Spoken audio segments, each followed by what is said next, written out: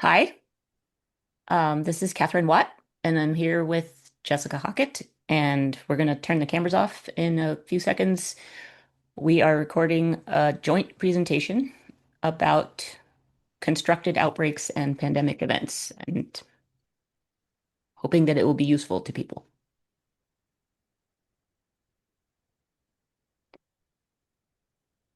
Okay, by way of a little bit of introduction, the first thing I'm going to answer is what's with Jake and Elwood?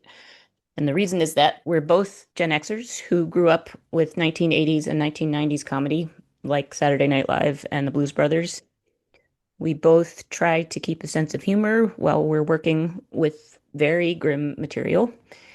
And that's actually not impossible to do because there are a lot of really absurd elements to the material that we work with. Um, and Jessica lives in the Chicago area where the Blues Brothers story takes place, and I live in central Pennsylvania.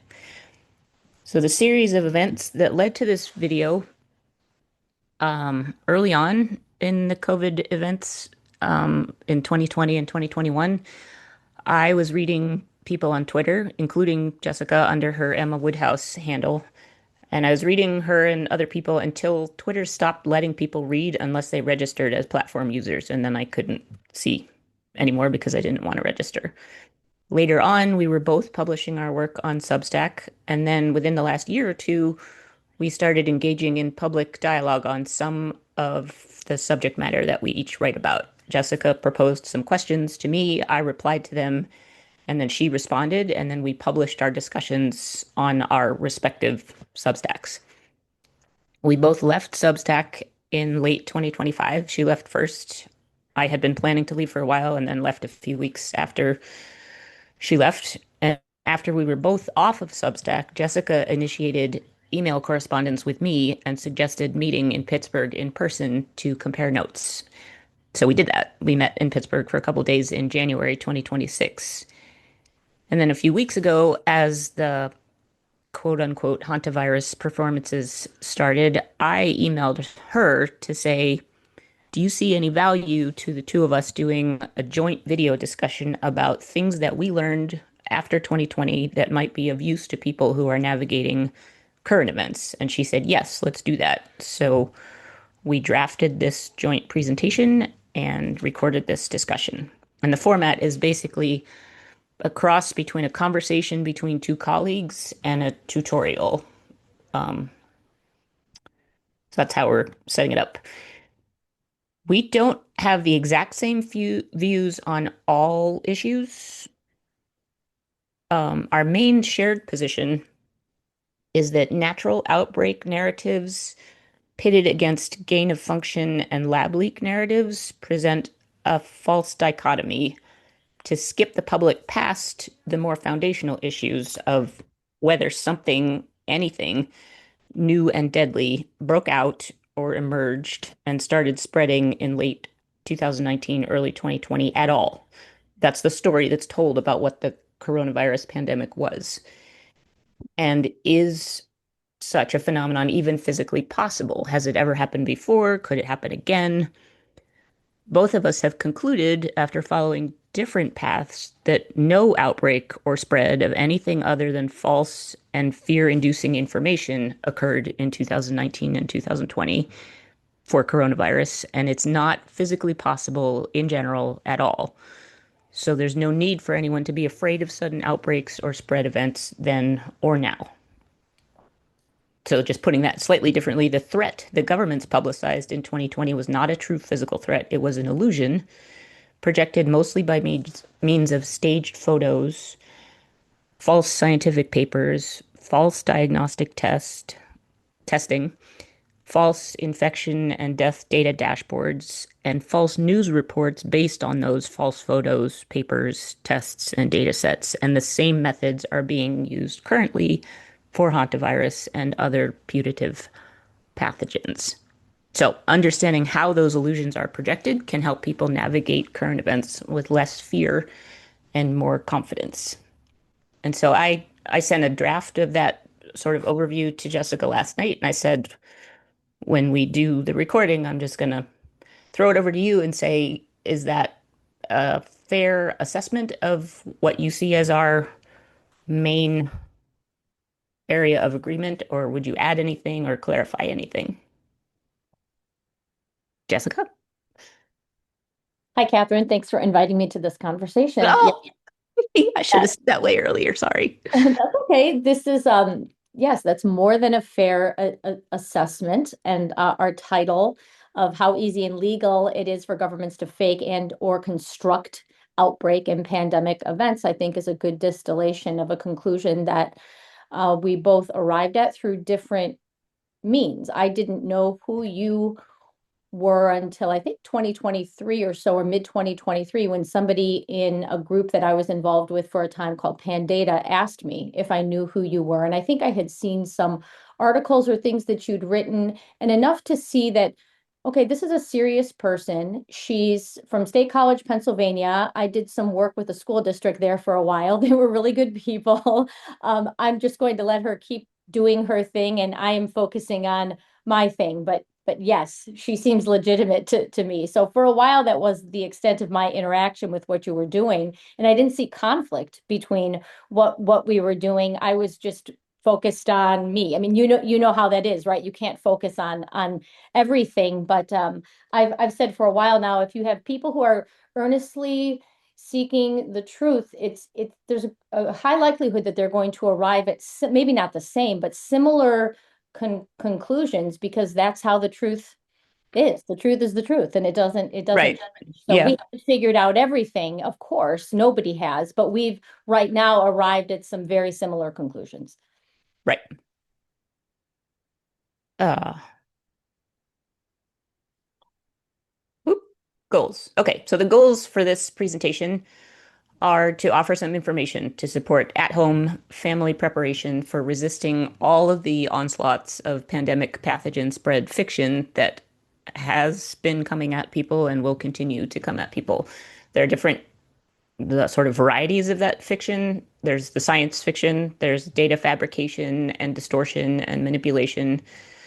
There's unjust law, and then there are the government corporate media advertising campaigns, which is how they funnel the information out into the population so that people think there's something going on, think they understand what's going on. And as Jessica has put it in some of her writing, all it takes is a story, a test, and plenty of propaganda. Yeah, I mean it takes a lot of planning too, and in my opinion, but insofar as getting people to believe and to start to look at something or to see something as a spread event, a fictional spread event, those are some of the key or the core elements. And in some ways, I don't know that I would say grateful for, but we can look at this event involving the hantavirus cruise, or the alleged, hantavirus outbreak, as an opportunity to point out to people these elements. We have a story involving a cruise ship, of course, in a far off place. It's not anywhere near the United States, right? Heaven forbid. It's somewhere else in another hemisphere. We have a test or testing that's involved. We have plenty of propaganda around it, including maybe foremost from mainstream legacy media. So we'll get back to the hantavirus cruise a little bit later on into this presentation. But even just last week, we have other events like the CIA whistleblower testimony. This past weekend, a new Ebola event, or newly announced Ebola event in Congo and Uganda. So I think part of our hope in this conversation is to point out some of the patterns that we see, and how you and I, or why you and I, when we hear about these events, we're able to just say this is fake, this is contrived. Do not pay attention to this. We have, other than each other, besides each other in this conversation, we have an intended audience in mind with what we're presenting today. We're aiming for people, or we hope that people who are trying to maintain some sense of composure amidst all of this, and amidst all that has happened in the past six years, and equanimity, and are trying to understand. the world in general and what's going on in a calm and reasonable way, and at least have some suspicion that the government is not batting 1,000, that the narratives that they present about things like COVID, and not just they, but corporations, media PR channels about these kinds of events are not quite aligned with reality, that there is a gap between what's being presented in print, so to speak, and on the screen, and what is actually happening in the real world.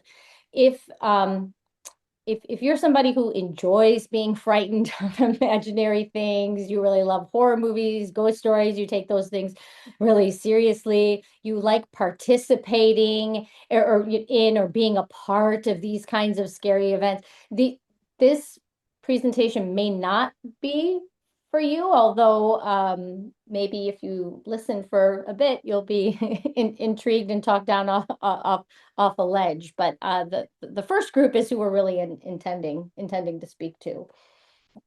Cool. So we also wanted to provide some information about things that happened to each of us in our pre-2020 lives, or personality traits and characteristics that prepared us to be skeptical about the government, corporate media, panic monger stories as those started coming out in 2020, and then to do the work that we've each done since then. And I will say, I was not at the beginning as skeptical as I probably should have been, but I was skeptical enough to continue sort of going down the investigation paths that I went to that have made me much more skeptical and actually convinced that the government is intentionally lying and has planned and prepared to do this for a long time. Yeah, I Oop, think that's a great point that you make, Catherine, and it's true of me too. It's not that I would ever say that at the beginning of all this in March 2020 that I had everything figured out. I believed the government when they said there was something out there. I didn't believe it was what they were saying, but right. believe Yeah. there was something. I certainly didn't see things as planned. I don't think I started to think of it that way until even early 2023, late Hmm. 2022. I would say all the time to people, like, well, no, I'm not a pandemic person, but it's really as a result of continuing to examine things and move forward that I've made, I think I've made some progress, but I Yeah. definitely didn't have everything figured out. So a little bit about more about me, and then I'll flip it over to Catherine. She can give some more about her background. I think people who know me would say that just by nature, I am a skeptical person. Some people might say I'm oppositional in my personality. My newborn baby picture is actually pretty funny. I have my eyes wide open, my mouth is wide open, and I have one of my fists clenched. So I maybe I should show that picture sometime, but as born fighter maybe in some ways. Now that doesn't mean I'm a lawbreaker, that I rebel against every single thing, but I'm definitely a born questioner. So there's the nature part of it, but also the nurture aspect is that I had parents who did model being critical of things, even being critical of authority. Our family dynamics very much encouraged and favored debating issues very loudly with each other. My family, my dad was in restaurants. My mom was in healthcare like medical supply purchasing. Later in her life, at least. My grandpa, one of my grandpas, worked for NBC News Chicago. So I had experience and interactions with journalists and journalism. I knew from going to the news station that these journalists, who I respected, but they had on-camera personalities and they had off-camera personalities. My other grandpa was in the entertainment business. He booked bands actually in the Chicago area.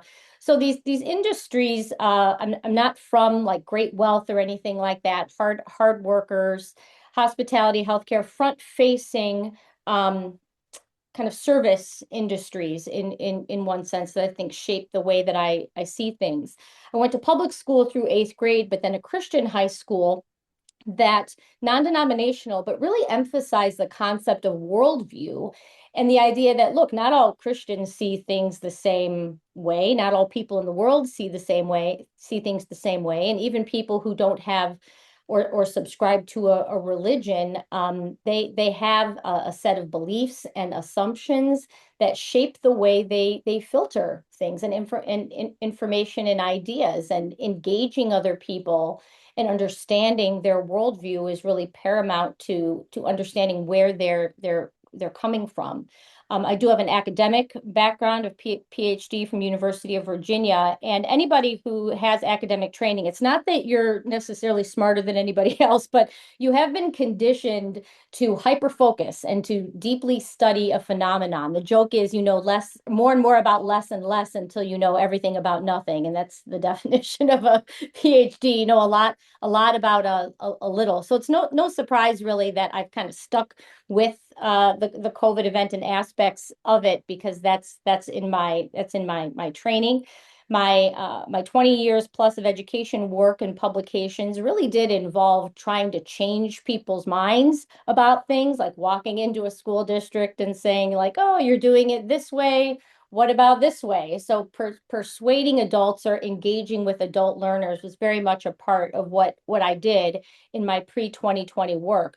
Also, in the few years leading up to 2020, and people in Chicago land in a certain niche will remember this because I was public about it, but I was involved in a small way with the exposure of corruption in a church that my husband and I had attended for 11 years, Harvest Bible Chapel, that we left in 2017. People can look up the events around that. I'm not going to regale it here. A lot of people were involved, but I was publicly assisting, I would say, some a journalist and some other former members of the church who were trying to expose what was going on.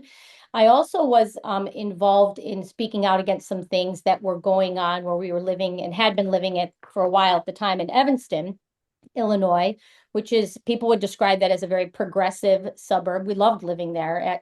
Actually, a lot of political and worldview differences in a place like Evanston. But the school district with whom I had done some work with for a while, but they were adopting things that now people would see as very woke or very far left insofar as ideology. And I spoke out about a lot of those things because I didn't see them as things that a taxpayer funded public school system should be condoning. So, you know, coming into March 2020, and then me speaking out against what was going on, you know, in the US and around the world, that was part of what I was already doing. Also interesting is that my youngest sister is a doctor. She lived in Togo, Africa for 11 years, and she experienced a Lassa fever outbreak in her rural hospital. She also worked in I think two different Ebola events in Africa. So, and we had kind of not experienced them with her, but we were hearing about them as they were going on. And so coming into 2020, my mindset was like, well, this doesn't sound like it's Ebola, whatever this is. And even though she and I see some things differently still around COVID, she was very helpful in making sense of some things that I hadn't heard of before, like PCR testing is a good example.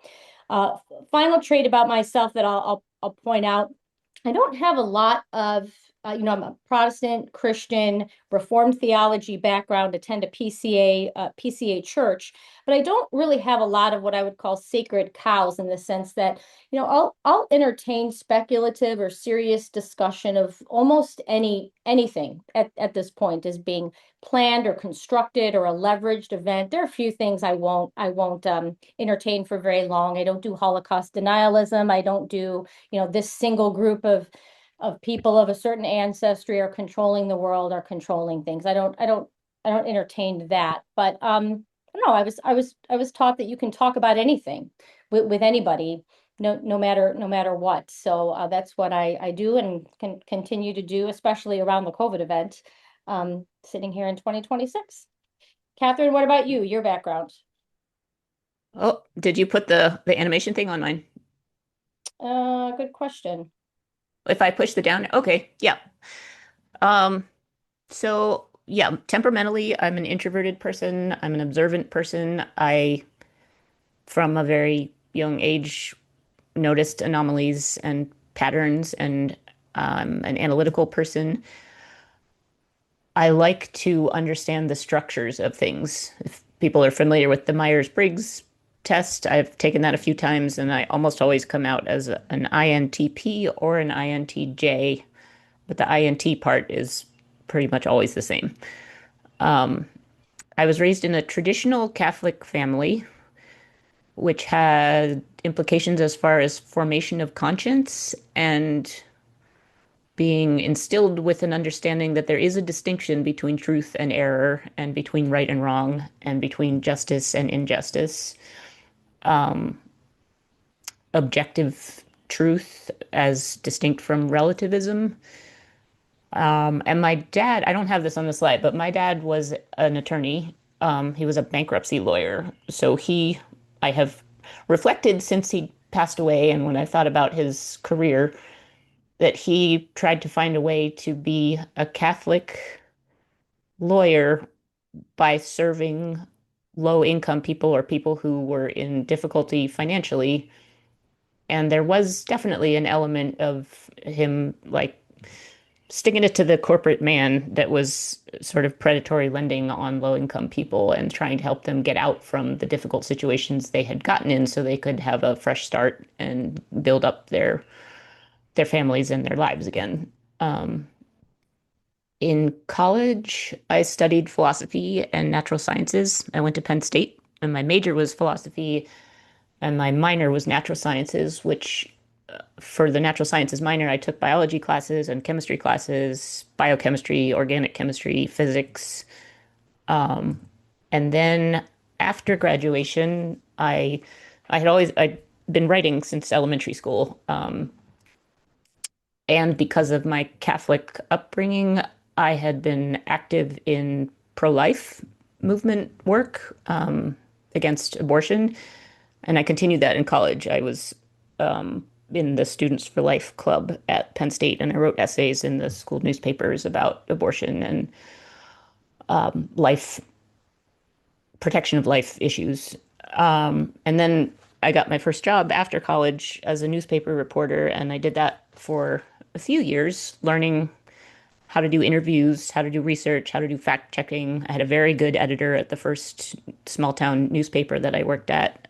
One of his like mantras for teaching his young reporters how to think about what they're doing is to come up with useful, usable information and to present it clearly so people would have and be able to use it, which I think is one of the basics of journalistic integrity. And I learned how to do investigation of corporate and government corruption. And I continued doing that even after I didn't work at newspapers anymore. When blogs sort of emerged in the mid 2000s, I started a blog, and I've pretty much consistently since then had at least one going at any given time, until I closed the Substack.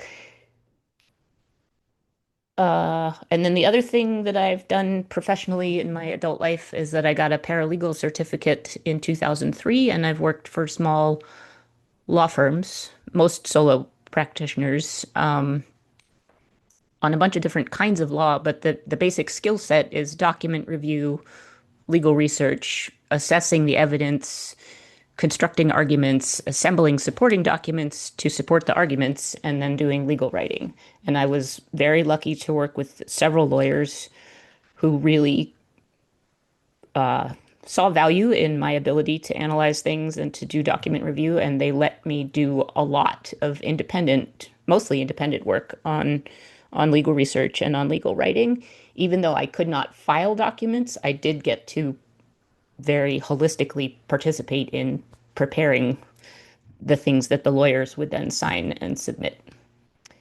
And then the last thing I think is relevant is that I'm a daughter and a sister, and I'm married. So I'm a wife and I'm a mother. And over the time from probably the late 90s up until just before 2020, I had observed the chronic health disorders across several generations of my family and friends, especially among my kids and their friends. And I had started to wonder about vaccines as a potential contributor to those problems. So that was where I was at on the eve of the COVID events. So then we were going to talk about the different subjects that each of us investigate.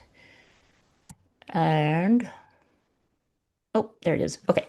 Mostly what I've done for the last few years is collect and then read law records. The primary types of those is statutes, which are the things passed by legislatures, and regulations, which are written and enacted by administrative agencies, but also other legal instruments like treaties and contracts, which I have concluded, authorized the presentation of fabricated or distorted events and responses as real and proportional.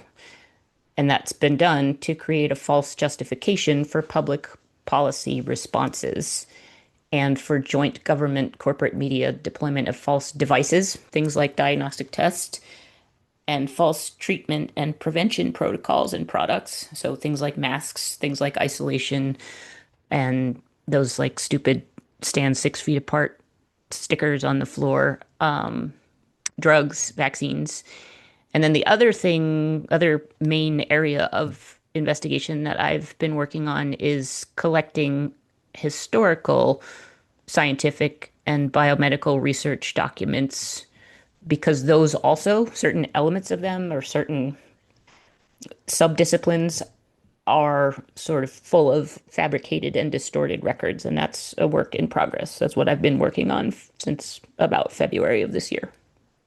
Can't believe you don't miss those stickers. I still see them. I see them when I Yes, go places, and I just want to come with like a scraper and like, get that off. I still see them too, and they're triggering, actually. They're Yes, they are. legitimately triggering. On my end, broadly speaking, what I've ended up investigating is the collation and analysis of evidence on the statistical side regarding data, especially public data or data presented to the public with regard to infections and alleged spread, morbidity, and mortality that demonstrates how governments and corporations present fictional events that the laws that Katherine has researched are constructed to allow them to present. I've also evaluated what I would call actors, witting and unwitting, and scenes and storylines that are conveyed through the events. A lot of what I've seen and done along these lines was not evident to me during the shock and awe campaign of 2020 and into 2021. But as I've been able to focus more on specific episodes and locations, especially in late 2019 and early 2020, the patterns in these things have become more and more apparent to me. And then also, probably I spent a lot of time in 2024 and 2025, especially starting to do this and evaluating not only the state, what I would call the state-sponsored narrative, but also various forms of permitted dissent. I'll talk more about this later, that protect core lies that the state is still telling, that the WHO and the governments that support it are telling, and that sideline what I would call off limits or out of bounds views, especially with respect to spreading disease causing viruses. More recently, I've tried to think about this in terms of in military terms, because I think in the beginning of 2020, especially, and then running throughout, it's better to think of what we saw as an offensive and a counteroffensive that were launched at the same time, that both protect the idea that there was something spreading around the world and it was coming soon to a city near you. And the counteroffensive, some people may recognize as uh, claims about early treatment.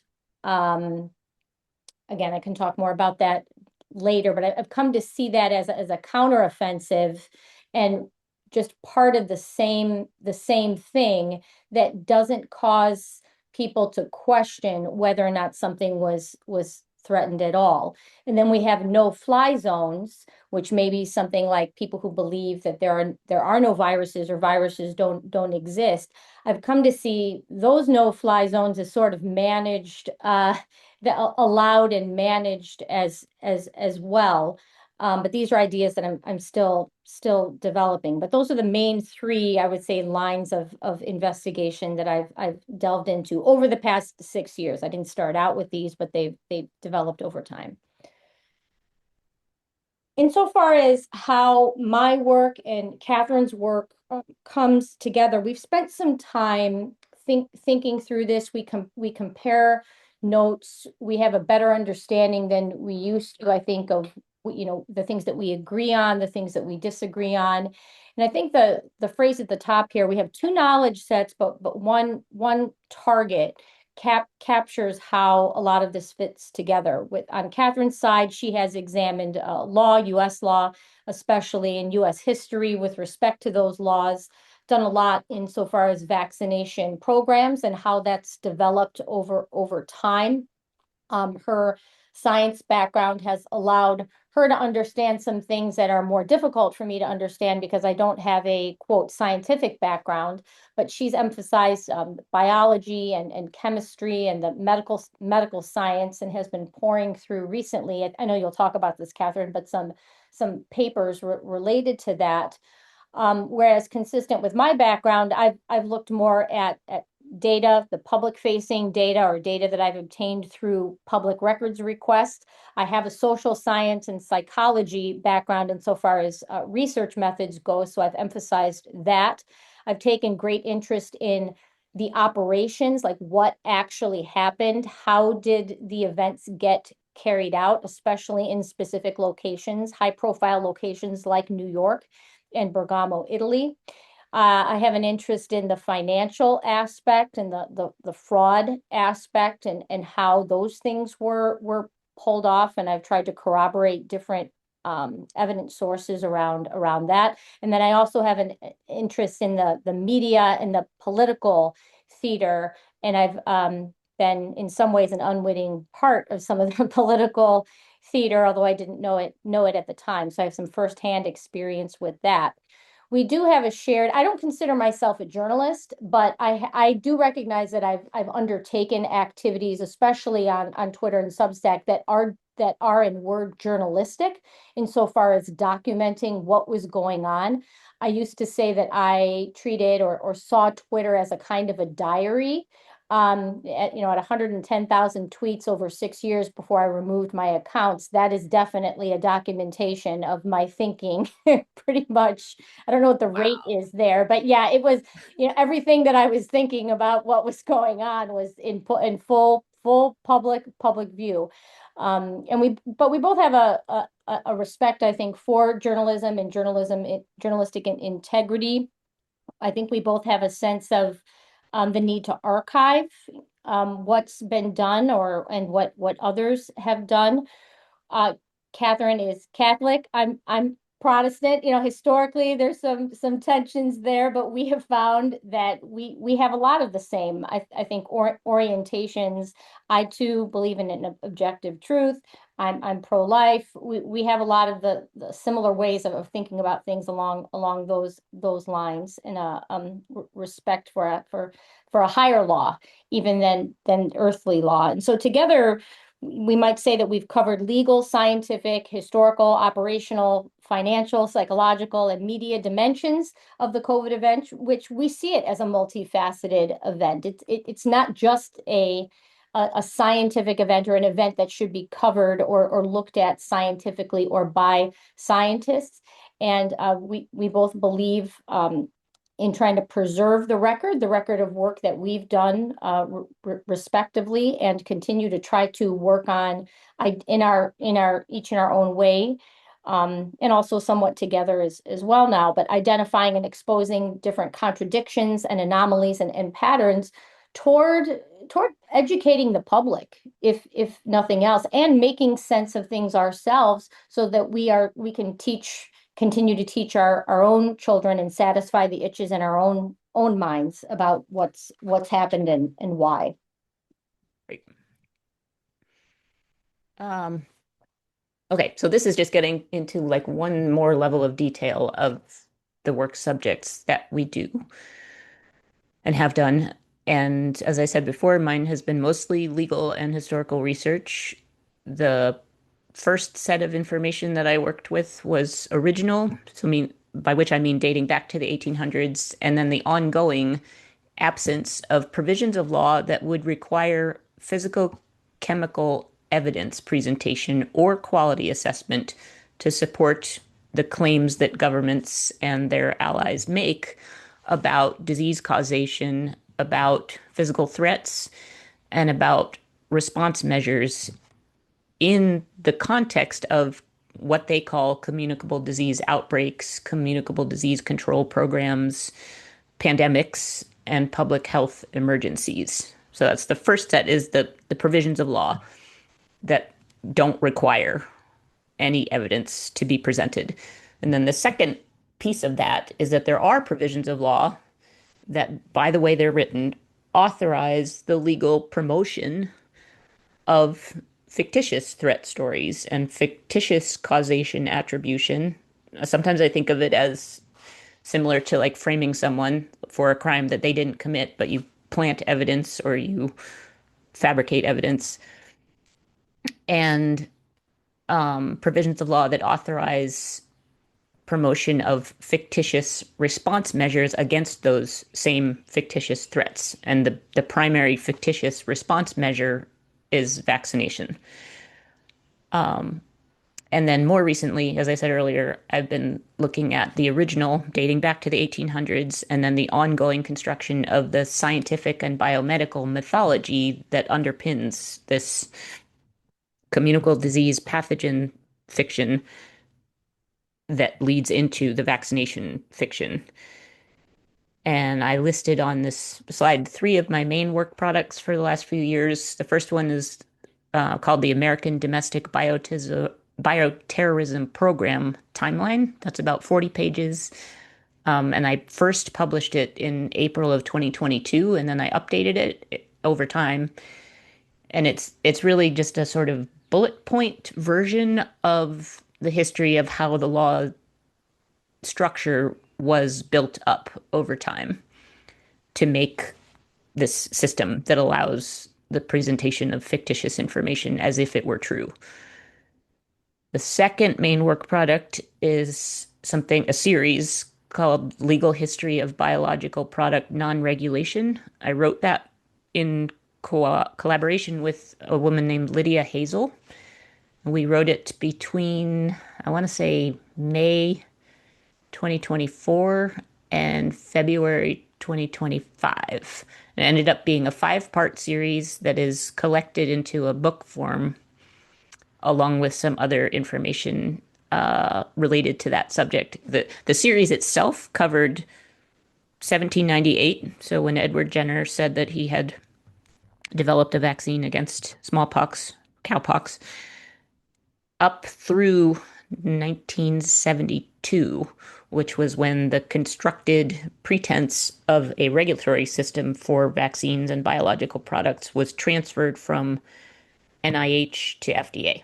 That's what that series covered. And then the third work product is called the St. Benedict Memo, and I wrote that to provide litigation support for a case in the Netherlands that I'm involved in. And basically, you can understand the St. Benedict Memo as a fleshed out version of the American Domestic Bioterrorism Program timeline, because the first one is sort of bullet points, and the St. Benedict Memo is actually summaries of the legal provisions for most of the key laws passed between 1938 and 2006, along with some other material about international law. So those are my main work products and the subjects in a little bit more detail that I've looked at. On my end, I think one way that I've come to see my trajectory is that I started more local and then it expanded. In 2020, 2021, my X timeline and then later on my Substack articles were very much focused on, well, besides making sense of what was going on, but the testing programs, including the University of Illinois' saliva testing program. They started a private company, I think in March 2020. And myself and an epidemiologist who was working for an oil company through a series of events, we ended up looking into what was going on with that testing company, figuring out that U of I was lying about having an FDA EUA. We notified the FDA.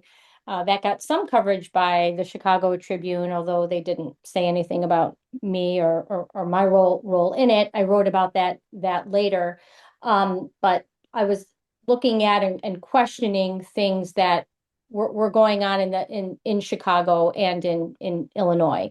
Looking at, I've talked about this on a lot of podcasts, looking at cause of death attribution in Cook County, where I was living at the time. The medical examiner's work is public. So pretty quickly I was looking at, okay, who is dying from COVID? What is COVID? Let's look line by line at some of the characteristics of these people and trying to figure out seeing accident deaths or drug opioid deaths being labeled as COVID deaths or having COVID as cause of death attribution. So I spent a lot of time with that, following flu surveillance data, especially in the 2020, 2021 season. The flu season, technically or historically has been thought of as like September through May. That's the main monitoring period. And so I was following that along with a lot of other analysts on Twitter to see what was going on with flu, why was the flu disappearing. When the COVID vaccine came out, I spent a lot of time looking at and publishing some investigative work around what the city of Chicago and the state of Illinois were saying about vaccinated and unvaccinated cases and deaths and hospitalizations, the so-called breakthrough data. That was the term that the CDC gave it, in doing some things around that. Then more into 2022 onward, I was focusing more specifically on the New York City mass casualty event. That might be the thing that a lot of people who know my work associate me most closely with, and also events in Bergamo. I looked at starting really in late 2024, more closely with a former colleague. And then the focus on or becoming more interested in the origins of SARS-CoV-2, maybe that was 2020, 2022, looking at or challenging that narrative of when did this thing start to spread? They say it came from China. Does that really work with the timeline? And interrogating the government explanation, both the alleged lab leak, and the wet market hypotheses, and coming to see COVID-19 as a multi-sided, cooperative, coordinated operation. That was more in 2024, 2025, looking at the different false dichotomies and false binaries of the COVID event. I've written some about that. I guess some people would say controlled opposition in the COVID-19 event and different people's, I don't know what people would say, health freedom or contrarian or COVID dissenters perspectives and analyzing those and seeing the similarities and differences between what different people were saying.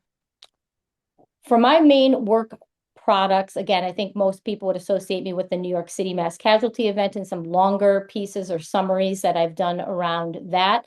I am planning a longer article for publication in a journal around the New York City mass casualty event. I will probably not, that probably won't happen until toward the end of this year because it requires closer analysis of qualitative data in addition to quantitative data. I was a contributor to chapters in a book by some statisticians in the UK, Norman Fenton and Martin Neal, and I have plenty of individually and co-authored articles that I'm beginning to try to collate, and this is your example, Catherine, really, but collate into like collections or booklets, not necessarily because I think some publisher is going to take interested in them, but just for me, and just to have things in sets that I can bind and keep for myself and assess, and then hopefully down the road turn into other written products. So that's a sense of what I've done so far. I can't remember who was going to do this slide. Was this me? I can't either. You do it. Okay. So we were talking about how to structure this presentation and came up with the idea of just putting forward 5 things we have each learned since 2020 that we would have liked to have known before 2020 because it would have spared much suffering for us and for other people, but things that are useful and applicable things for people to know now because the kind of phenomena of constructed events that we have learned about is not something that is no longer done. It's being done repeatedly and it will be done for quite a while. Um, it is more effective when people participate in it as if it were true. And so it's less effective when people understand that it's not true or how it is not true or how it is distortive and then can withhold their own participation from it. Um, and I kind of think about, I was thinking last night, the my goal has become to see vaccination abolished. That was not something I had thought about ever before 2020, and it took me a while to get to that point, even over the last few years. I don't think it's likely that that's going to stop on the supply side or on the recommendation side or on the legal side as far as what governments are going to continue to recommend that people do. I do think it can stop on the demand side. People can stop going to get vaccinations, they can stop vaccinating their kids. So this is sort of aimed at that general goal and helping people understand the the the presentation and the performances that are underpinning vaccination as a program. So the one of the things that I've learned in the last few years, I wish I had understood better, is how much cognitive interference and behavioral conditioning actually go on in the societies in which we live. You can be born in a historical period where distinctions between truth and error are deliberately rendered ambiguous or obscured, and that interferes with your ability to make sense of the world. You can also be born and grow up in a historical period when people in power promote or inculcate an unjustified trust and compliance with their illegitimate authority because they mask it as legitimate authority. And the primary example of this is that what happened in COVID is presented by the governments as a threat came along or emerged, and we, the government, are protecting you from it because our obligation as a government is to protect our population from threats. And it is true that their obligation as a government is to protect their population from threats, but the threat that they present as a threat is not actually a threat, and they are participants in constructing it or fabricating it Mhm. for malicious purposes, not for benevolent or legitimate purposes. So I found, I've learned, and I wish I had known earlier that malicious, or I wish I'd known it more deeply. I had some suspicions before 2020, and there were things that I was skeptical about and things I was resistant of, but I did not understand how comprehensive it is and how long it's been going on. That malicious political actors do, in fact, impose cognitive blindness or impairment, and they do condition people behaviorally for malicious purposes to demoralize people, to induce confusion, to induce despair, to weaken people physically, and to render them infertile and to make their lives shorter and to increase suffering. The 1800s to now, and arguably this has always gone on, but the period in which I happen to live is, I think, dates back structurally to the 1800s, because that was a period in which there was the rise of the mass media for social communication. There was the rise of centralized scientific research funding and publishing systems, and that those two things together have enabled instantaneous, nowadays, worldwide distribution of false information so that people are chronically immersed in a false reality unless they work really hard and persistently to separate out what's true from what's false and not organize their lives around false information. There are four societal institutions that actually should be doing things like fact finding. One of them is scientific research. The second one is journalism.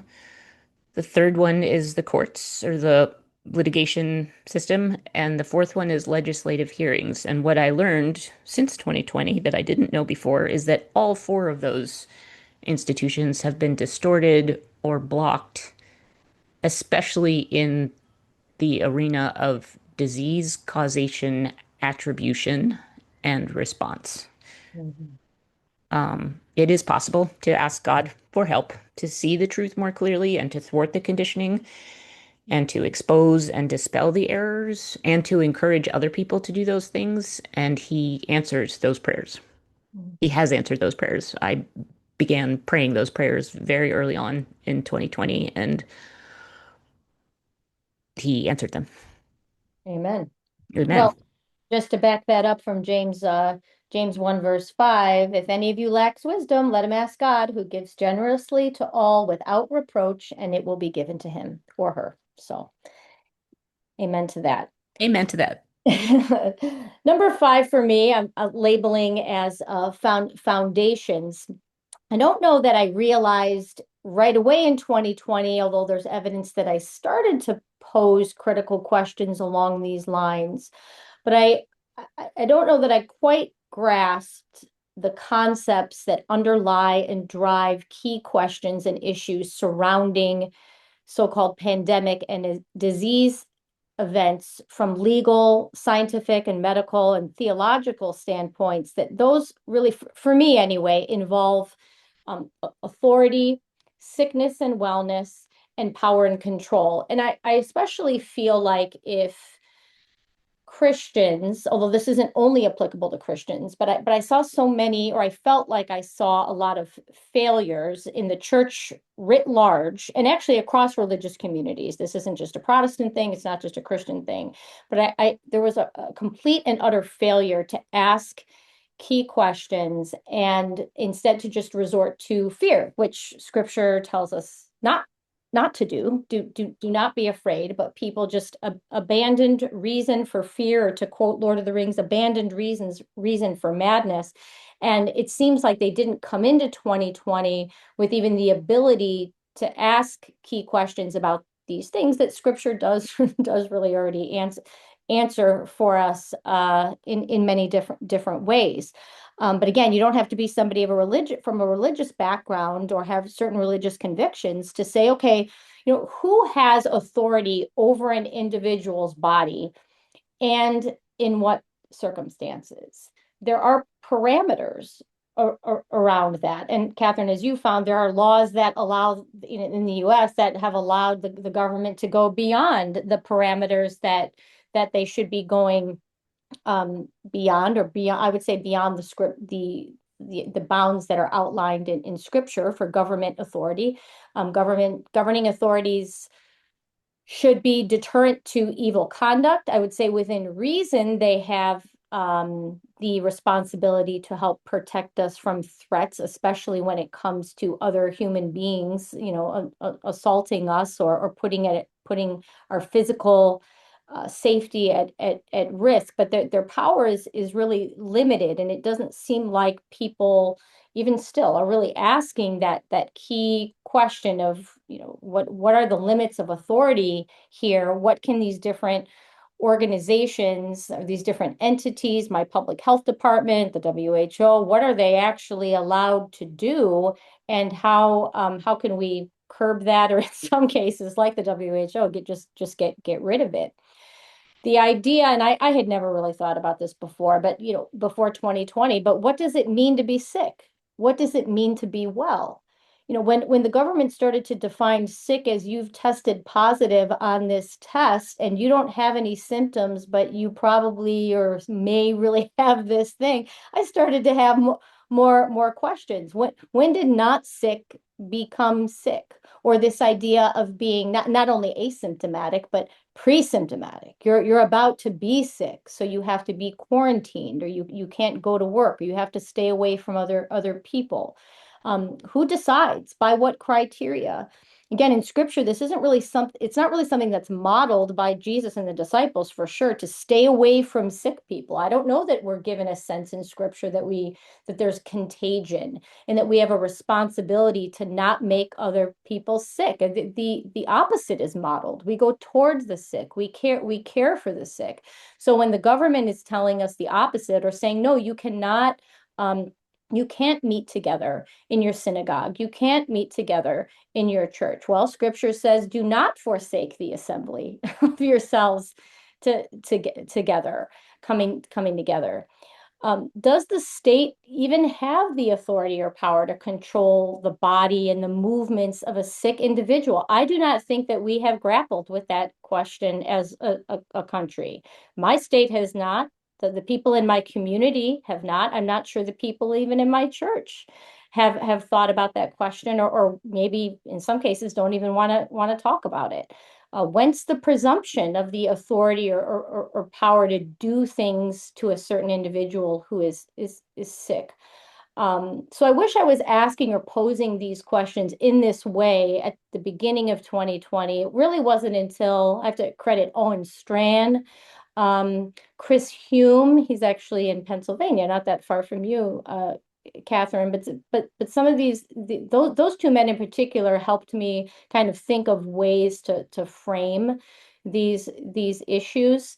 What I would call in my pre-2020 life as essential questions, recursive questions, that I think we need to keep posing and keep raising as we process the COVID event and these other kind of fake disease spread events that we're still seeing advertised in the news.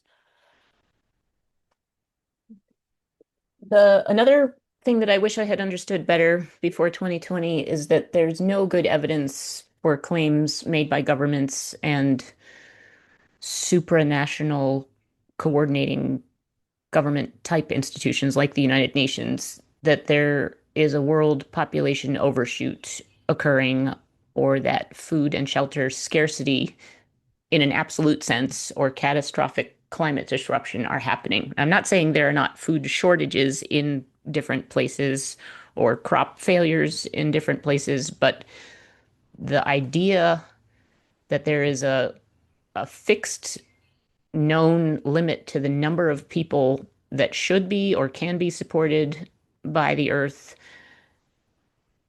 and that is known, and that has to be prepared for and managed, is false. And I did not understand that.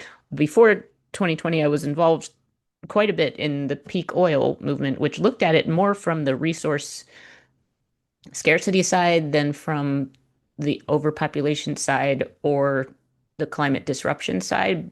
But it was the same general idea. And what I have since come to understand is that the the sense of scarcity is very easy to orchestrate, and actual scarcity in specific regions is easy to orchestrate by disrupting transportation or disrupting financial systems or incentivizing different food production or food destruction behaviors. But I didn't understand that was being orchestrated in the way that I now believe that it is, and that the evidence presented so far has been fabricated or distorted and published to advance a population manipulation and a power centralization agenda of malicious political actors.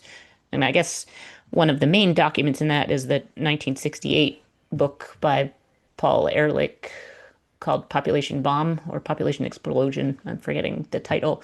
That was then used to provide momentum for congressional investigations into overpopulation and how to manage overpopulation in the early 1970s. And there were there was at least one prominent, well-respected economist named Colin Clark who responded to the claims of population overshoot with his own information about how does like statistical data based research based long-term sociological information about how fast do populations increase when you look at their birth rates, when you look at the fertility per woman, and how does that relate to land use and food production. And I haven't looked at his work in great detail, but I've looked at it enough to understand that what he was doing was the same kind of fact checking and information collection counter argument that Jessica and I and other people are doing around disease outbreak and public health programs. And then you said, do you want to talk about that you picked up a corroborating lesson learned? Yeah, actually, let me mention one thing that just came to mind. We didn't talk about it beforehand, but this idea that, the Earth doesn't have enough, we're going to need to escape it. There's going to be shortages. This is planted a lot in Hollywood movies as well. Yeah, One comes to mind. I mean, my family loves this movie, but it's Interstellar. And Interstellar, part of the premise is, I think isn't that the one at the beginning where it's like something has happened, there's been some kind of blight, and people need to leave Earth. Even Disney does this stuff all the time too, even though I do like Disney. But Wally, I mean, just this idea that, like, Earth is going to be broken. It is broken. It's overcrowded. There's not enough. There's going to be a worst case scenario. We're going to have to escape. It's this doomsday constantly that justify it actually informs, as you pointed out in the Netherlands case, it informs the worldview of some of these people who have been at the helm. Right, right. right. And it got, they may not claim to subscribe to a religion, but really it constitutes a religion. And these people are at the helm and trying to direct what's going on. But yeah, along the demography or the population lines, I've come to trust. I'm not saying it's all fake, but I've come to distrust the numbers that are put out there insofar as population goes. I'm not really sure we can count the number of people on Earth. Now, I know that seems like a really obvious aha, like, well, no, duh, Jessica. That's why they say population estimates. But I mean, we got people coming into, being born, people dying every day. I remember the data games that were played, especially in 2021 and 2022, with the 2020 census in the United States, and this vaccinated, unvaccinated data. Well, what really is the population of New York City? What is this subgroup? How many? 15 to 44-year-olds are they? And then it would affect the rates and whether, the government could claim whether the vaccine was working or not. Even with excess, so-called excess death, which is a modeled construct, but the idea that, well, we can expect this number of people to die, or that this data is really stable over time. I've come to the conclusion that we really cannot trust it necessarily, and that there's too much that changes over time for us to look at some of this data as being dependable, or just being able to be scared by it. I think that's because that's really how it's used. It's always kind Right. of imprecise, but it's weaponized against us. And I think, Yeah, and how useful it is for doing that. Like, yeah, yeah, yeah, and just putting the numbers on the screen. I mean, that's scary stuff. Number four for me is, and I much like Katherine, I didn't question vaccines, vaccination, the so-called childhood immunization schedule. I did what I was told with my own children. I wasn't necessarily a vaccine advocate. I didn't talk about vaccines, and I knew there were people who were uh, anti-vax. We'll talk about that a little bit later. And I didn't have any problem with people who decided not to get vaccines or to get them for their own children. I was kind of libertarian on that point. But over the past 6 years, I've seen that there seems to be this cycle, especially when it comes to vaccination for adults, although the same is probably true with kids as well, of solution, problem, solution, where we have vaccines, then there's like an outbreak. Oh, wait, the vaccine didn't work, or we had an outbreak because some people weren't vaccinated. Oh, look, we're not catching all the cases. Now we have to test everybody in this, alleged measles outbreak, right? Or in this flu outbreak. Now we need a vaccine. Oh, look, we discovered a new strain. We need a strain for that vaccine. I mean, if you didn't see that through the COVID era, the variants, now we need something that works for this. It's just this vicious ongoing cycle. But as you've demonstrated through your work, Katherine, I mean, vaccines are not now and really have never been what they're purported to be. Whether something called a vaccine is even possible, I think that question is very much up for debate. My entry points for grasping a lot of these problems were different from yours, but was from looking at the flu surveillance and the flu shot program and related studies. A lot of things that people were saying about the COVID shot, I didn't see and still don't see how they're any less true for the flu shot. This thing changes every year. They say that it's targeted to a strain based on what was circulating in Australia. The whole thing just seems like hocus pocus to me. And reading, what's the one publication by Alfred? Is it Alfred Wallace? Do you know which one I'm talking about, Katherine? About smallpox. It was a Yeah. kind of like an OG anti-vaxxer, highly Yes. readable publication where he's pointing out these games going on with cause of death attribution and doctors not wanting to say that the smallpox vaccine was not working and probably killed a child, and so they attribute the death to something else. It's fascinating. In a lot of ways, there's nothing new under the sun. You realize like we are not the first generation to see the problems with this racket. Through studying different outbreak reports, particularly I would direct people to the Kirkland Nursing Home outbreak report. There's one for DuPage County here that involves a local nursing home. You just if you read these even just from a qualitative perspective, you're like, okay, I think this is all contrived. What they have here is they have somebody with some symptoms. They give them a test or a test for the new thing. Then they test everybody else, whether they're sick or not, and then they call the thing an outbreak. And I've come to wonder, especially with nursing homes, where at least in Illinois, a lot of people are required to get or cajoled into getting the flu shot. You just wonder if these outbreaks are really a way of covering up shot failures and harms, and then justifying development and redevelopment of vaccines. I don't see why anybody should be tested, while they have so-called, respiratory illness, or we experience these symptoms. They're real symptoms, but I don't see why a test is necessary at at all. You don't need a test in order for the doctor to give you some advice or give you something to address a symptom. And I think you and I both, Katherine, have seen how these disease surveillance systems are really surveillance systems. They're for control, but there's a fine line, or there's no real difference between surveilling disease and surveilling people. I mean, that Right. that that's really what it comes down to. And this data is used to depict a fiction, right? Hmm. Put these time series graphs together to make you think that you're looking at the behavior of a pathogen, but that's not the case at all. My third topic that I wish I had understood more, and I am learning a lot more now, is about the science aspects, especially biology and especially subdisciplines of biology like bacteriology, virology, immunology, and genetics. Um,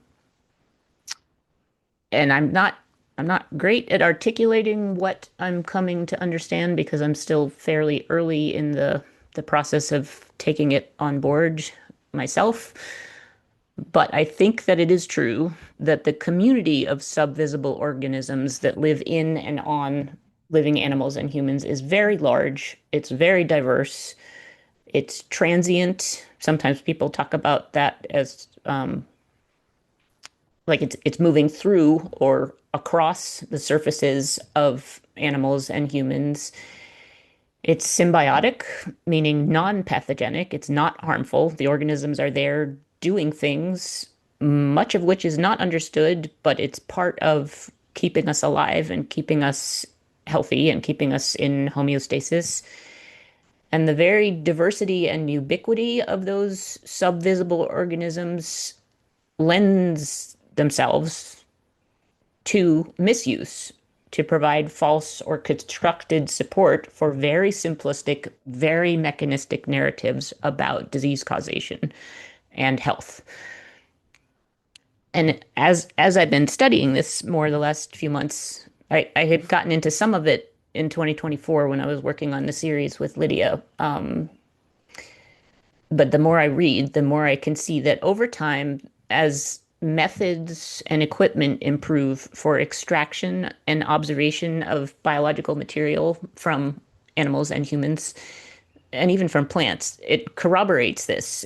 The more people are able to use better equipment and better materials and better methods to examine things more closely, the more complexity and diversity and ubiquity is visible, is observable, and that confounds or refutes those simple mechanistic explanations for health and disease causation. I don't think there is any good evidence for putative pathogens, and that phrase putative pathogens is used a lot. It's important in a lot of these documents that they put the word putative because it means suggested or imputed or inferred. Mhm. It's just an attribution that they have this quality of disease causation that there is no evidence for it. Things like bacteria and viruses or complex biomolecules or proteins. There's no good evidence that those things have a stable composition or that they have functional properties of virulence, meaning harmfulness, or transmissibility outside of a living organism, so host to host transmission. Homeostasis and health and disease, like the cause of disease, the course of a disease, how a body goes about recovering from a disease and restoring health, are irreducibly complex, multifactorial phenomena, and they're embedded in one directional time.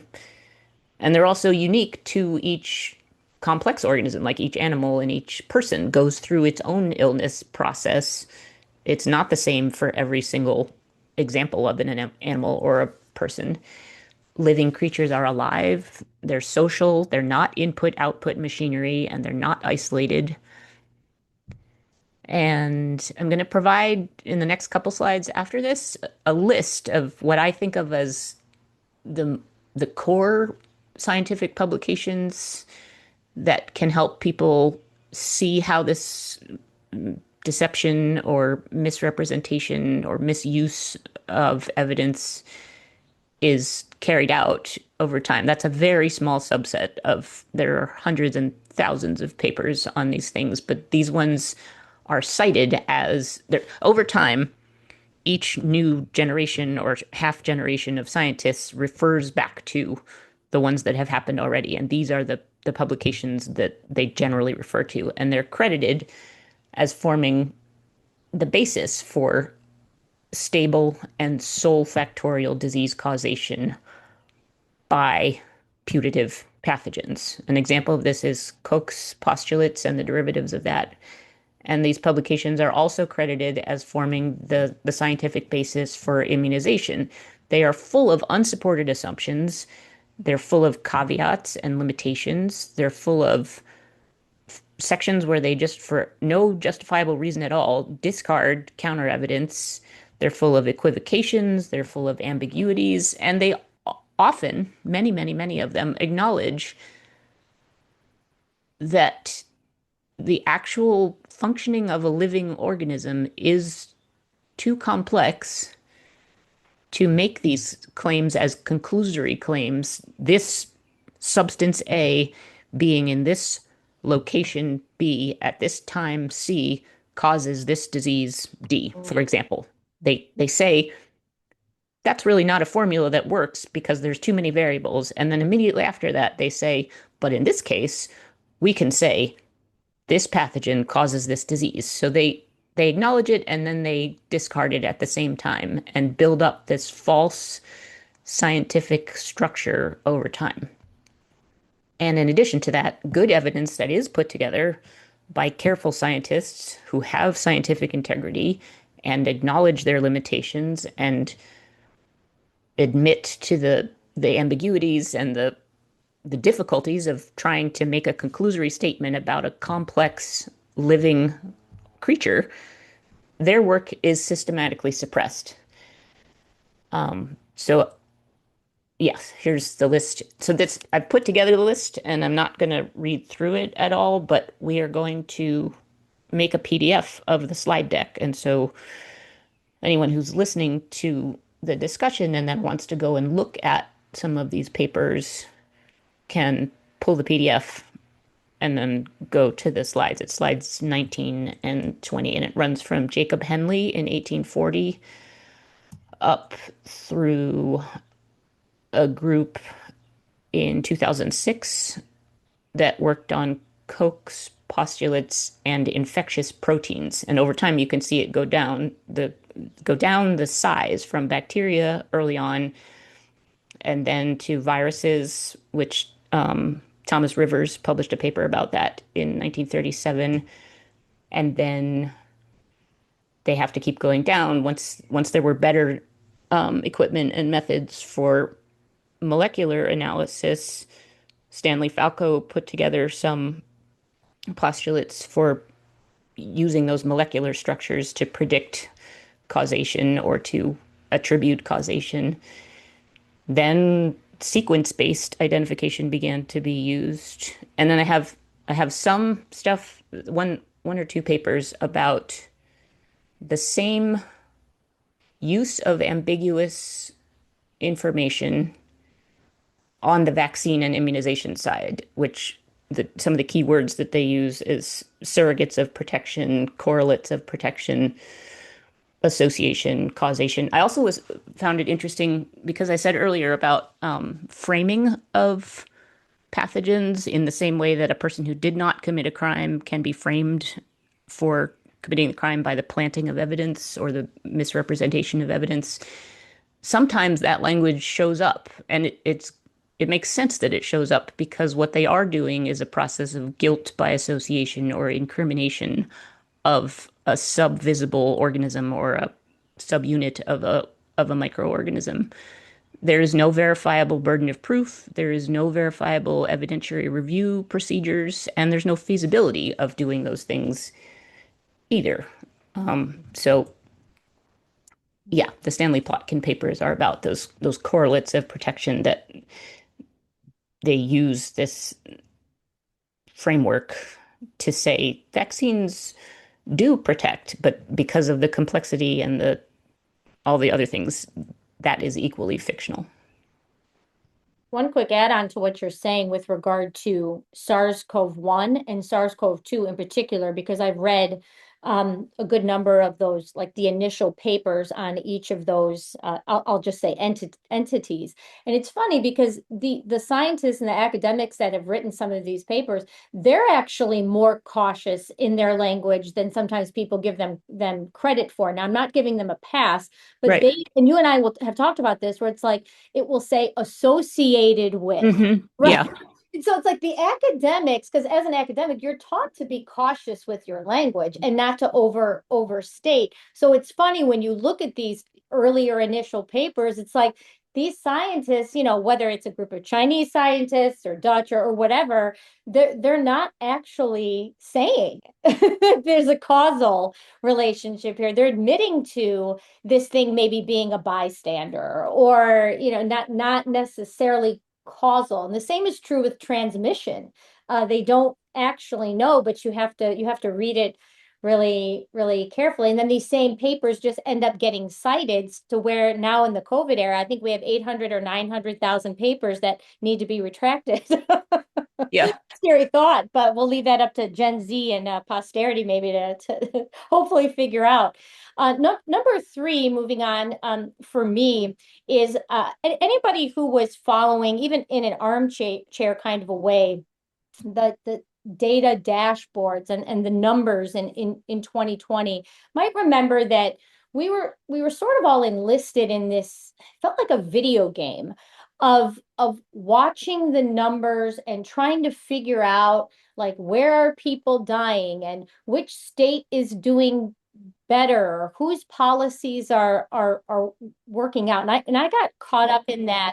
I would call it case chasing early on as well. We were almost all like, fly by night epidemiologists or thought we were. And academic statisticians were right there as well. We were sort of all buying into the same assumptions that had been set up for us coming into 2020. But one realization that I've had as a result of the past 6 years is that governments and so-called governing agencies or agencies that pretend to have authority, they do a lot of engaging in purposeful data construction and projection to convey illusions, advance these disease spread narratives, and ultimately perpetuate the vaccine solution cycle. One of the best examples I can think of or I became aware of was the H1N1 scam, which H1N1, that initial quote onset was in late spring of 2009. And when you look at the testing data, you can see like, okay, all of a sudden we have this new test for something called H1N1, and now it just appears out of nowhere at the end of a typical flu season. And then what you also see is tests for other subtypes of flu all of a sudden magically reappear in May 2009 and over the summer. So you can see how these testing, it's like when they begin testing and when they stop testing, you can see these things appear and reappear. And it's to the point where you have to come to the point where you say, well, what is it exactly that we're looking at here? How is this data actually being collected? There was a lot of assumptions early on, and I think to this day that the data being collected and reported by, Cook County, Illinois, is somehow comparable with data that's being collected in some other county in either in Illinois or across the United States. And we just have no reason to believe that these data sets are comparable or that data has been gathered with any kind of consistency or integrity. So these different kinds of data sets that we're looking at, they're presented to us, but they can't necessarily be independently verified. It's all like trust us, bro, kind of a tactic that's going on.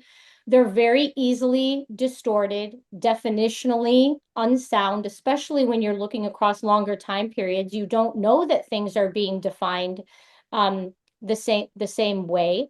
Actually, a really good example of this is emergency department data in 2020 and thereafter.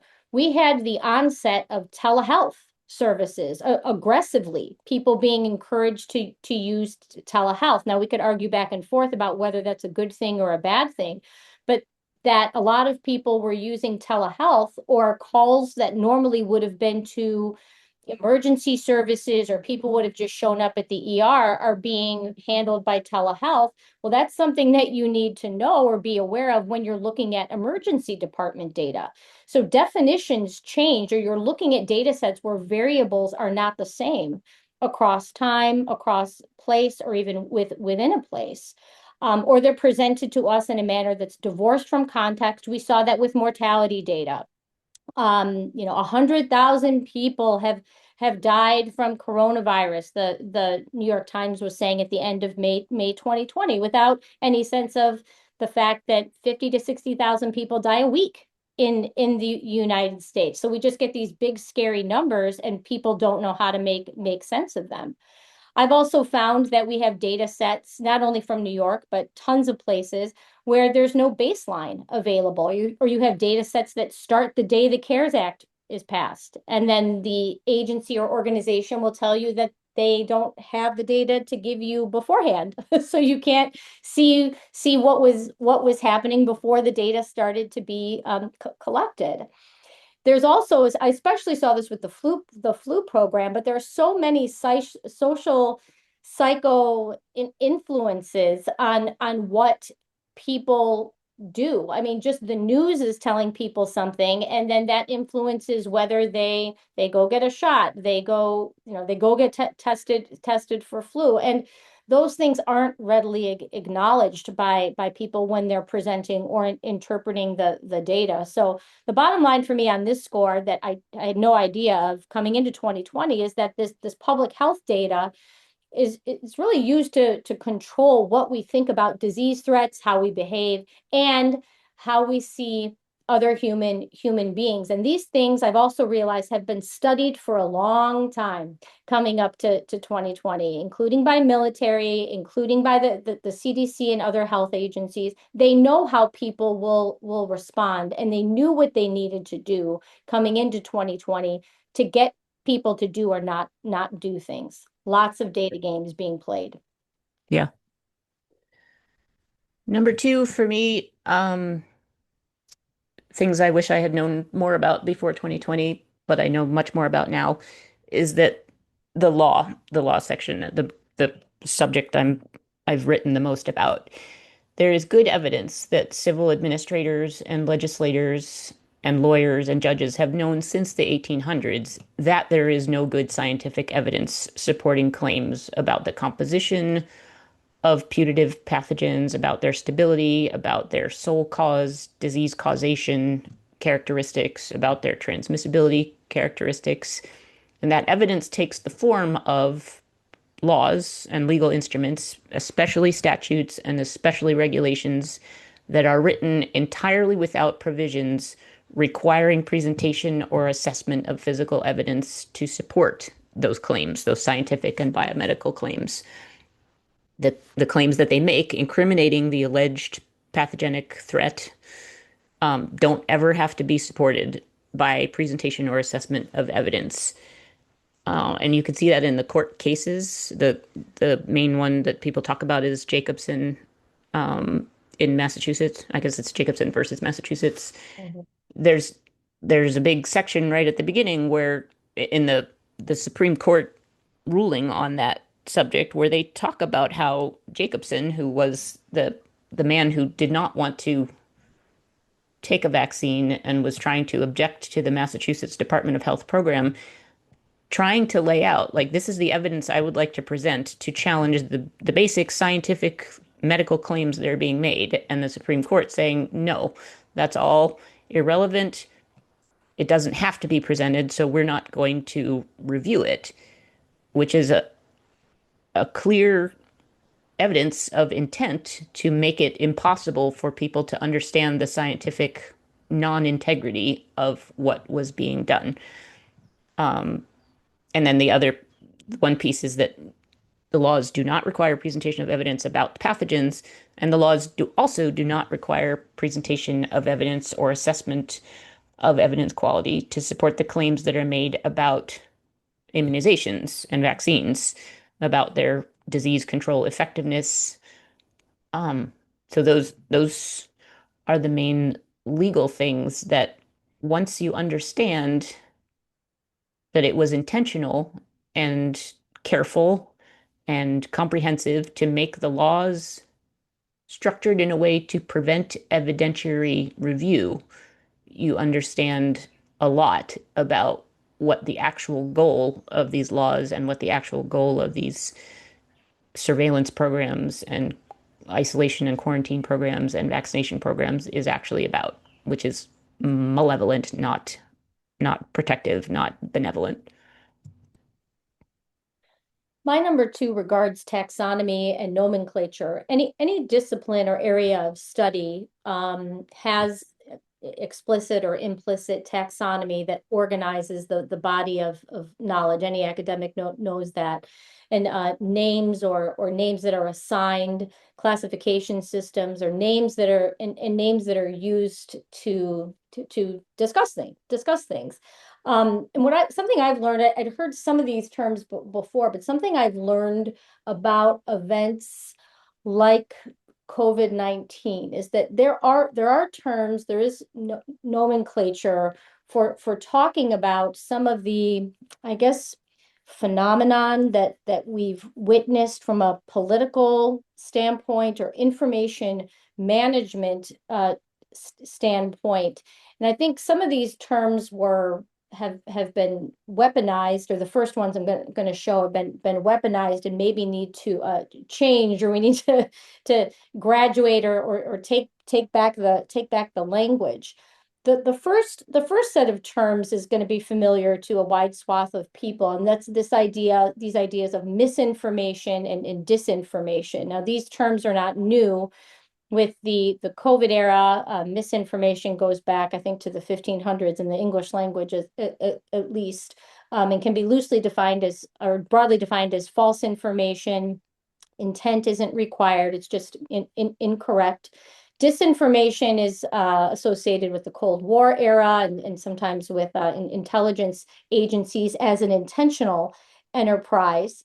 False information knowingly or deliberately spread. And as a lot of us experienced this on social media and elsewhere, where government and other parties used these terms, COVID misinformation or COVID disinformation, to effectively recode disputed claims, interpretation, dissent, counter narratives, all of that as information hazards. Like you are putting the public at risk if you said certain things about COVID-19, or if you questioned the state-sponsored narrative, and those hazards, or you as a hazard or an enemy to public health, you're treated as someone, or the information is treated as that which requires monitoring and correction, or flagging, suppression, removing people, for example, from social media, or just preventing you from being able to speak at all.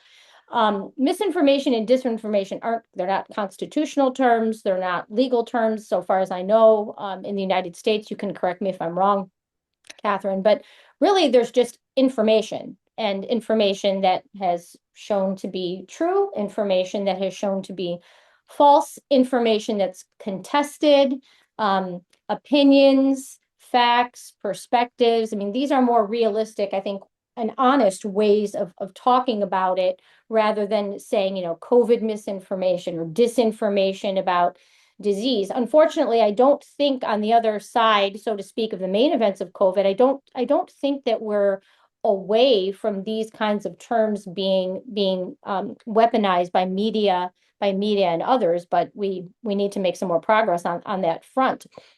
Terminology that Katherine and I have discussed between ourselves is that that those terms of anti-vax and anti-vaxxer. Now, these terms are accurate. People who historically or now are against vaccination for themselves or for others, that's correct. They are against it. But they are pejorative terms, and are terms that are used to characterize efforts and individuals who reject government and pharma medical establishment claims about vaccines and vaccinations. They're used to label, to the point where we see, I'll just say, people in COVID dissident land, say, well, I'm not an anti-vaxxer. I'm a vaccine skeptic. And that's fine. A vaccine skeptic really describes where you are. You shouldn't assign a label or own a label to yourself and your beliefs that you don't agree with. But it's interesting to watch people around the vaccine conversation, or say, well, the COVID shot is really bad, but everything else is fine.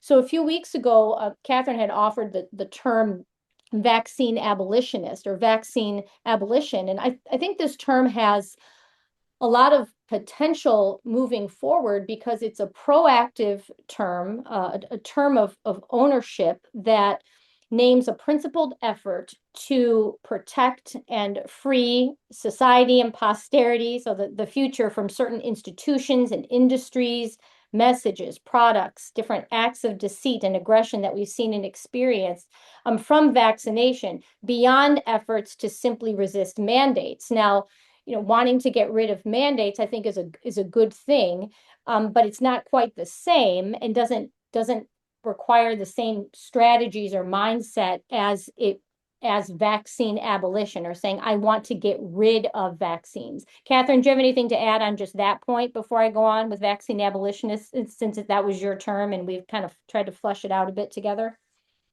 Uh, no, I mean, it also came a little bit out of trying to use the expression vaccine hostility, Right, to also frame it as like it's an active, carefully thought out position that a person takes. It's not just a reflex. It's not something that they do because they're ignorant. It's something they do, or it's a position that they hold because they have informed themselves, sure, and have found that this thing that is presented to them as a good thing is actually not a good thing at all, and yeah. therefore should not be accepted. Yeah. Yeah. And you're basically saying, I don't think it should be presented as an option to anyone. So, like, well, informed consent, people should be informed. Well, I guess a vaccine abolitionist, or which I would include myself in this now, is to say, no, I don't. If you were really informed, actually, this is something Mike Eden said that I'm building off of, but no, if you were actually informed about what the product was, like, there is no such thing as informed consent. It's not even ethical to offer you the product in the circumstance. So yeah, that's a different, not everybody, I guess, has to adopt that position, or not everybody will, but it is a different position than than saying a vaccine skeptic, I would say. Right. Um, Couple other terms that a lot of us have been exposed to over the past 6 years that are terms of, they are more pejorative terms, I think, that require, I don't know, clarification of some kind. One, the term conspiracy theory.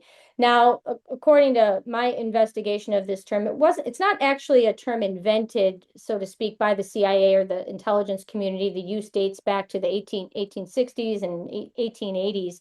But in general, a conspiracy theory is an explanation for something that happens, to covert or more clandestine or secret coordination among interested actors. And in effect, when something or something's called that's a conspiracy theory, or you're a conspiracy theorist, in practical terms, what that does is it relegates whatever the explanation is for whatever event we're talking about to spaces outside mainstream or even permitted dissent discourse. Well, you're just a conspiracy theorist.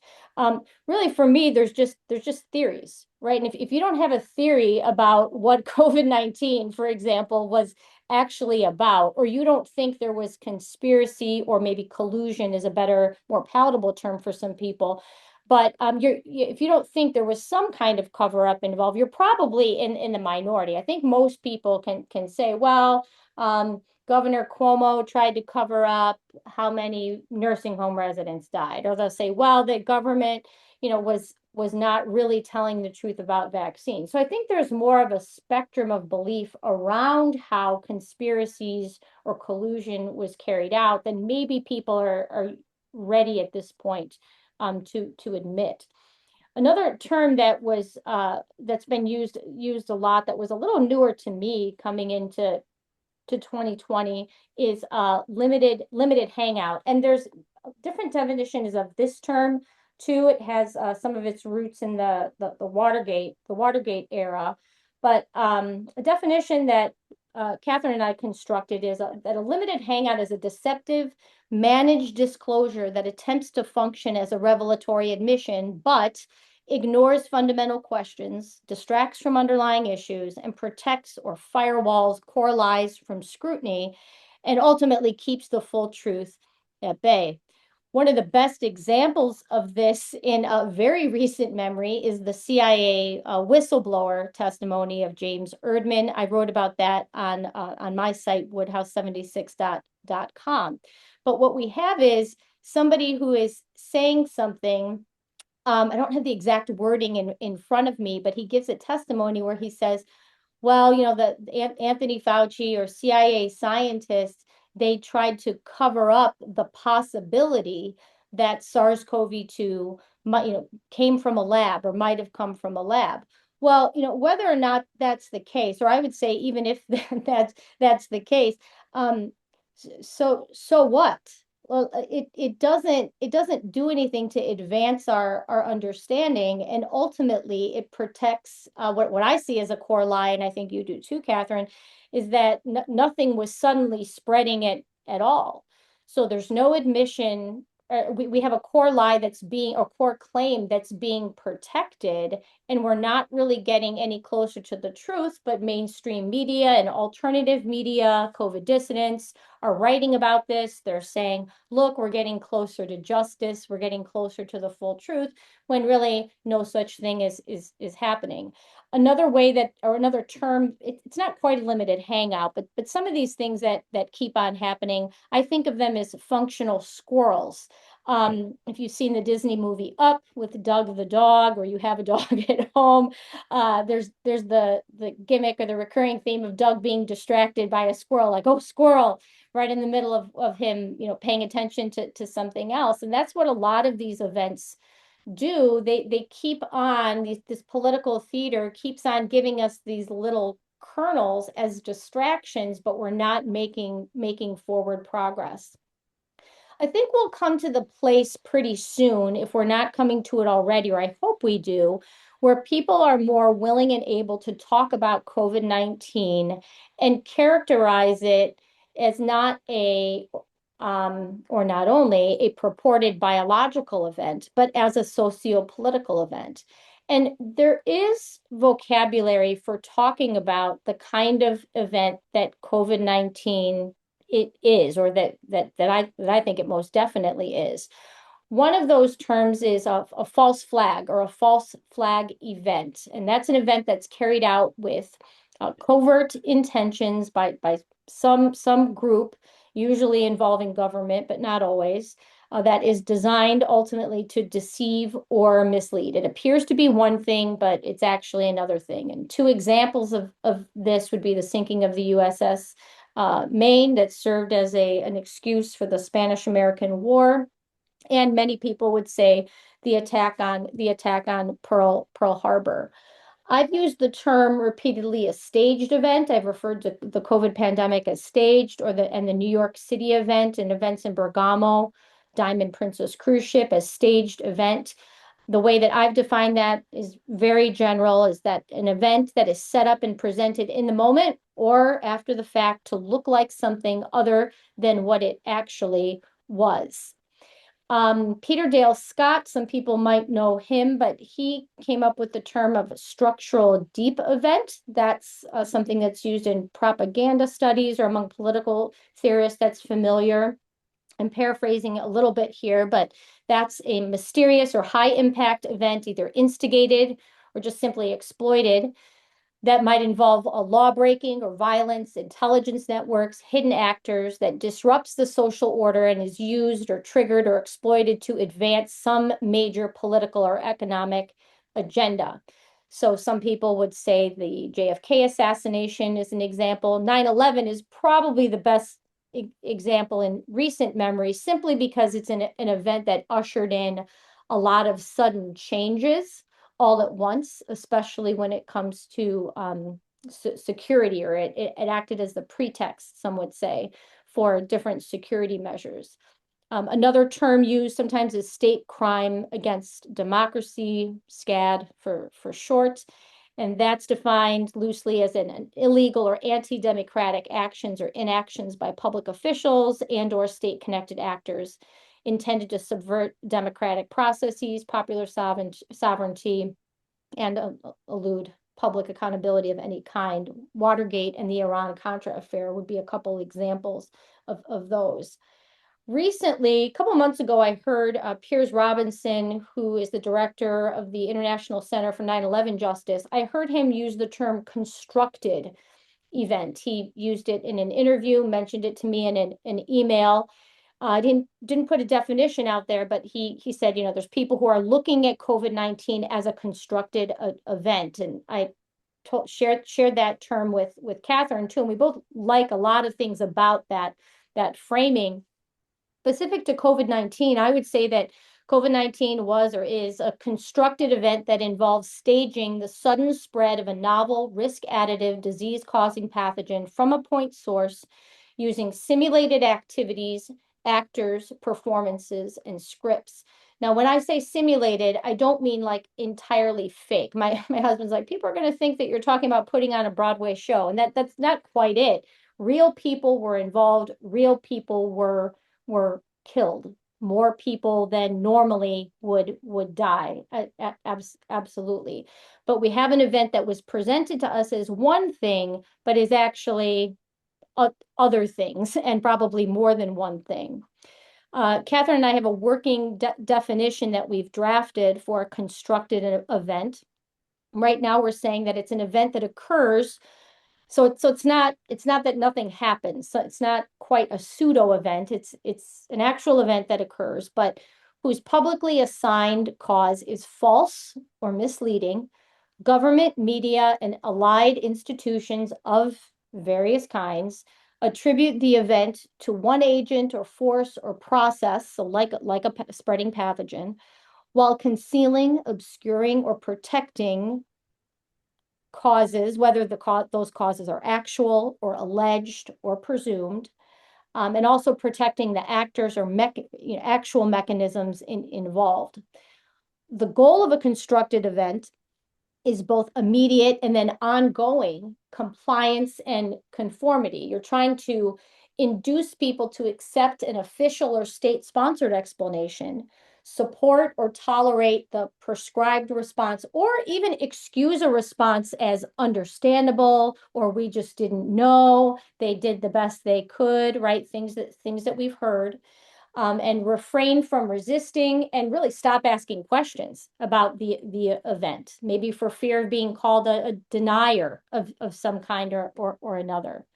Ultimately, a constructed event produces a managed understanding of what happened, who or what is to blame, and what must now be done. So the management of that understanding, I would say, is ongoing and has not stopped. I would even say that the COVID-19 event has not stopped, and that the operation is still live, as some people say. That maybe is up for debate, but that's the way that I'm seeing it now. Anything to add on to that one, Katherine? No, I would agree that it's still ongoing, though. I'm so this is my last thing that I wish I had understood more about, that I do understand more about now, and it's the general topic of journalism and advertising, talking about broadcast media, digital media, and print media. Um, and what I've learned is that there's no good evidence to support the belief that public health officers and other government and corporate officers, who are often described as official sources, or to believe that editors and journalists and advertisers function with obligations to uphold ethical integrity standards. There's no evidence they're legally or financially incentivized to verify scientific and biomedical claims that are presented to public viewers and readers. So the sources and the reporters and the advertisers and the editors have no obligation to assess the truth or falsity of the factual claims that they're putting forward. They have no obligation to refrain from presenting false information or to only present true information. And so the evidence supports the conclusion that they're legally and financially incentivized to present demonstrably false and distorted information as if it were true, and to suppress true information. And I may have put this one as my number one because I writing writing has been the main way in which I've interacted with the world since I was very young, and I had a fifth grade teacher who was encouraging of that skill that I seem to have. And so words are incredibly important to me. I am extremely upset when words are misused, and when information is lying. I'm extremely distressed by lying, and I'm distressed by it especially when it takes the form of the written word and the misuse of the meanings of words. And I do understand like the meanings of words can change over time, and as especially in the scientific fields and especially in biology, as more information becomes known and different generations of researchers are looking at it, they do rename particles and molecules and processes in different ways. And I can see that there is a non-malicious element to that, but there is also a malicious element to it. There's the misuse of word definitions in order to deceive and in order to obscure. And knowing that can help me and other people interpret the flow of words as it comes out through these broadcast and digital and print media, and as the official sources say what they say, to understand they do not see themselves as having an obligation to uphold ethical integrity and only say true things, and they don't actually have such obligations because of these laws that I have found that allow the presentation of the public health event or the public health emergency or the communicable disease outbreak to be put forward into the public domain without any physical supporting evidence.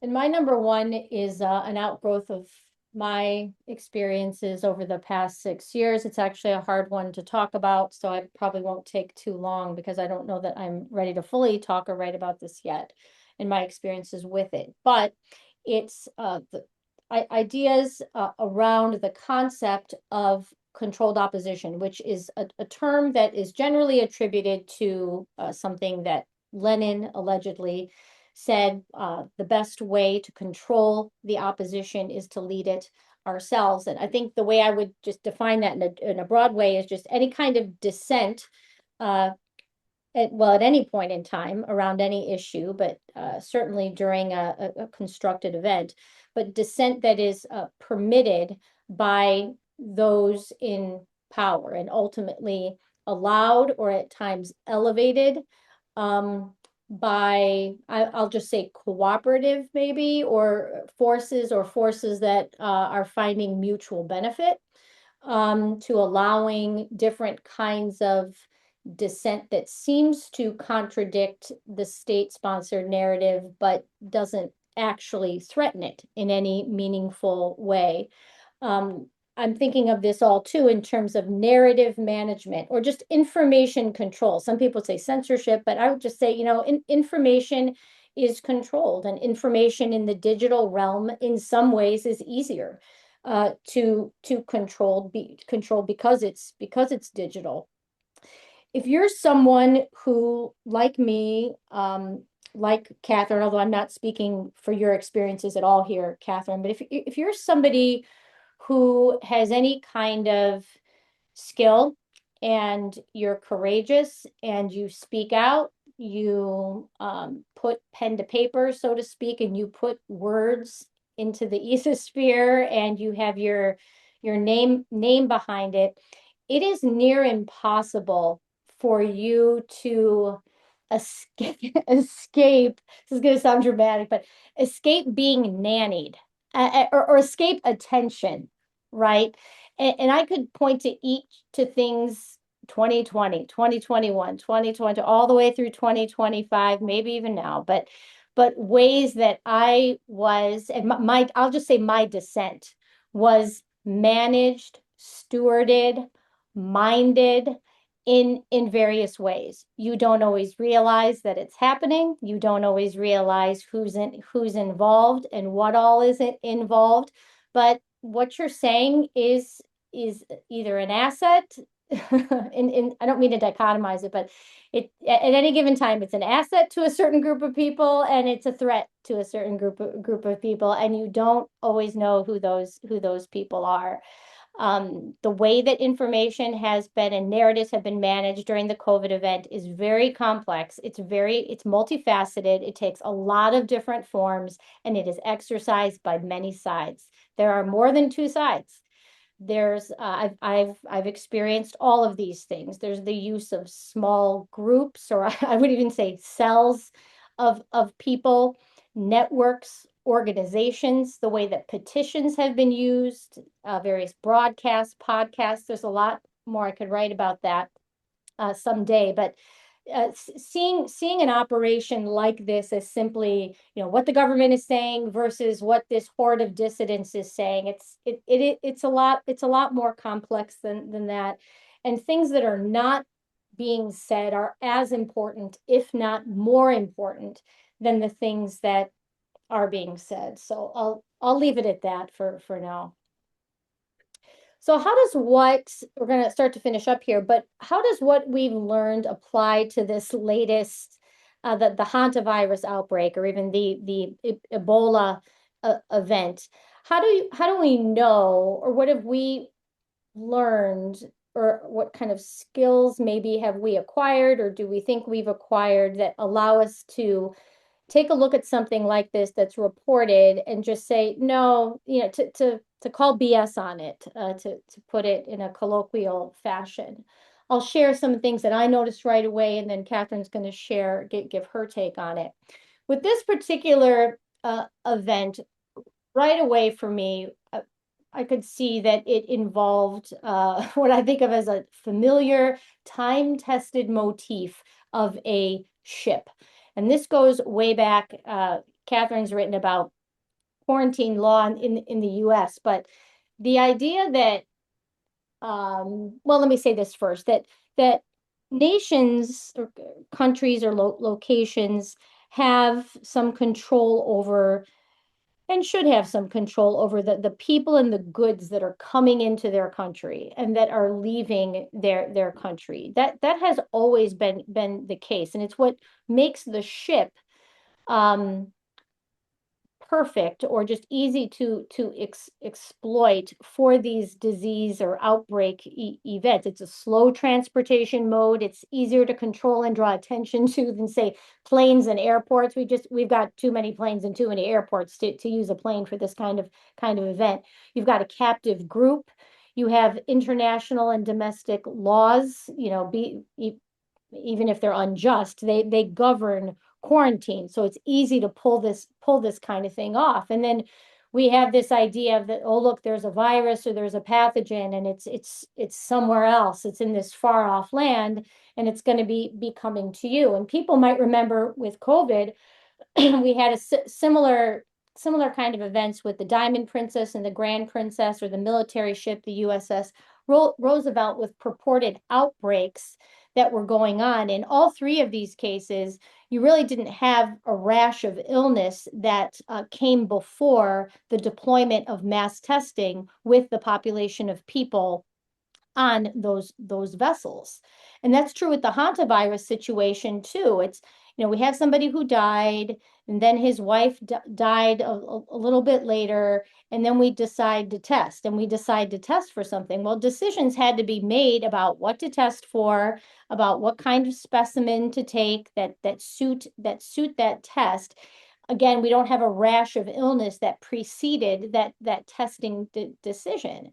And right away, legacy of what I would call elite media, like the New York Times, Wall Street Journal, they were paying attention to this. Now, I'm not saying that when the Wall Street Journal pays attention to something that you need to take it seriously, but I do take it seriously from the point of view of, okay, they're covering this.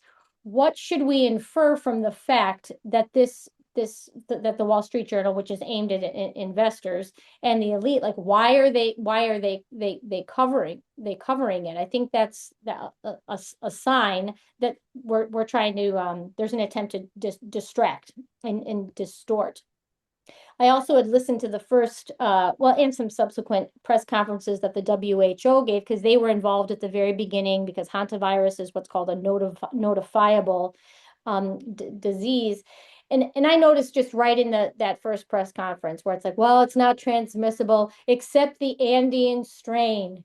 That one is known to be transmissible between humans. So I just took a little note to self and said, okay, well, we already know what's going to happen with this. They're going to later say that it was the Andean strain. And of course, that's what we're hearing. You also, in these press conferences, there's this sense of mystery. Like there's some knowns and there's some unknowns. There's some certainties and there's some uncertainties. So it's all of this baiting that goes on where you know you're being hooked into this alleged mystery. And then you have reporters present. They don't really ask the questions that good reporters would ask.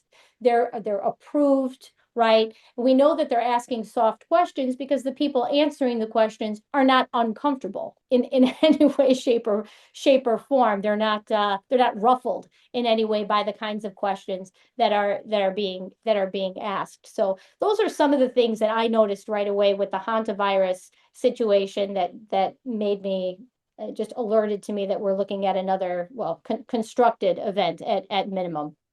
Oh, actually, one more thing, and then I thought this was after you, Catherine, but I'll just say that there's this. I subscribe to the Telegraph in the UK, which is one of their main propaganda mainstream machines over there. And in one of their stories about the hantavirus, they show this map and that labeling there that says this is a setup. That's my characterization because you can see what they're trying to do. There's this ship, and then these people who are on the ship with this virus, they're being repatriated to this country, these different countries around the world, including maybe yours. So we have a spread narrative being seeded right here, just visually by a major paper. This is no accident, of course, but it's just one of the kinds of things that people should look for when they're evaluating an event like this. So my alarm bells were a little bit more general than Jessica's. I kind of look at it that between 2020 and 2025, I gained knowledge that a playbook or script had been constructed or written and had already been used very methodically by malicious political actors for many decades. So I learned how to recognize the pattern and recognize key elements of the script.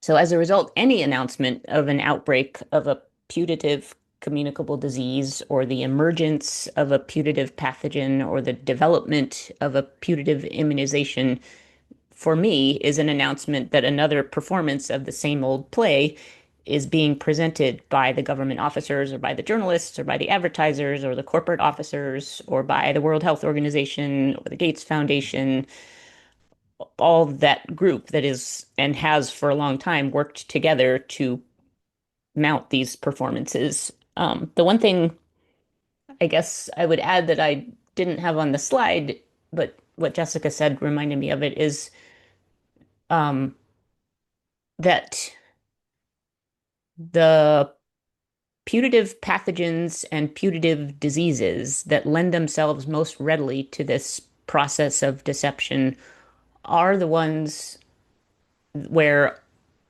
it's an association between a large group of biological molecules or organisms and a large constellation of symptoms Mhm. in which it's like, for example, respiratory syndrome, where the symptoms are fever, headache, runny nose, cough, which the if you go back to the that list of people who have written about or scientists who have published papers, well, going back to the 1840s, they often will state right out this pathogen that we think is causal is associated with many, many, many different constellations of symptoms, and this particular disease that we've decided to classify as a single disease is also associated with many, many different kinds of biological molecules and organisms.